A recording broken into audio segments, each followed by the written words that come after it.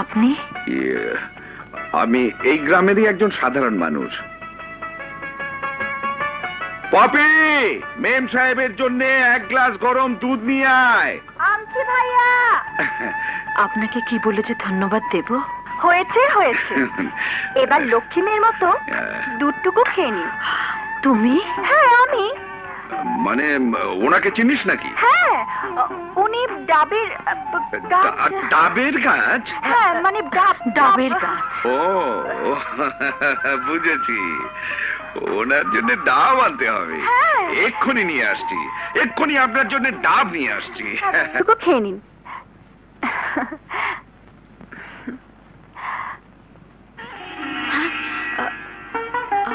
আমার কাপড়? ও, ওটা তো রক্ত মেখে একদম শেষ। আর এই শাড়িটা?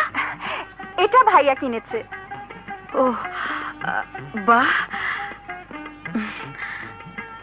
খুব সুন্দর শাড়ি তো।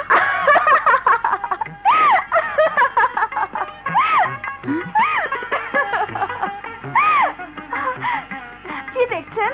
তোমার মিষ্টি হাসি। আমার হাসি? কতদিন এমন প্রাণ খোলা হাসি হাসতে পারিনি। কেন? তা তো জানি না। কতদিন আমাদের বাড়িতে থেকে যান,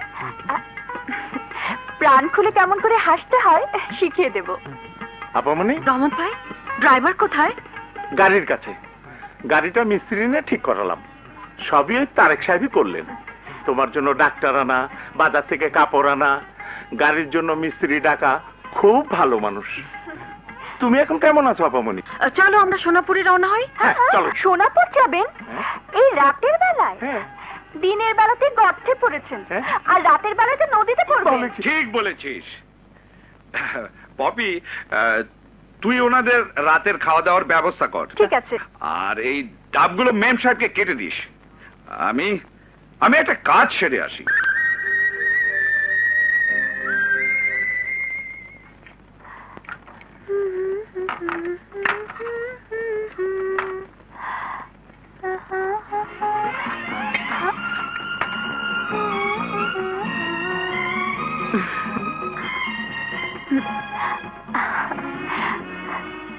আপনি? ওয়াও, তুমি তো দেখি সব কাজের কাজই। দুষ্টুমি থেকে শুরু করে রান্না বান্না সব কাজই করতে পারো। থাক, আমার গুণ গাইতে হবে না। চলুন নাস্তা করবেন। ভারী সুন্দর পাক করতে পারো তো তুমি। পাকের এখনই দেখেছেন কি? দুপুরে এমন পাক করব তা আপনি মুখে দিয়েই 7 পাক ঘুরবেন। আমার ভাগ্যই খারাপ। দুপুরে তোমার হাতের পাক আমার খাওয়াও হবে না, আর 7 পাক ঘোরাও হবে না। কেন কেন কেন? আমাকে সোনাপুর যেতে হবে। আপামনি প্লিজ, আপনি এখানে থেকেই সোনাপুরের কাজটা সারুন না। হ্যাঁ হ্যাঁ ভাইয়া, হ্যাঁ? ভাইয়া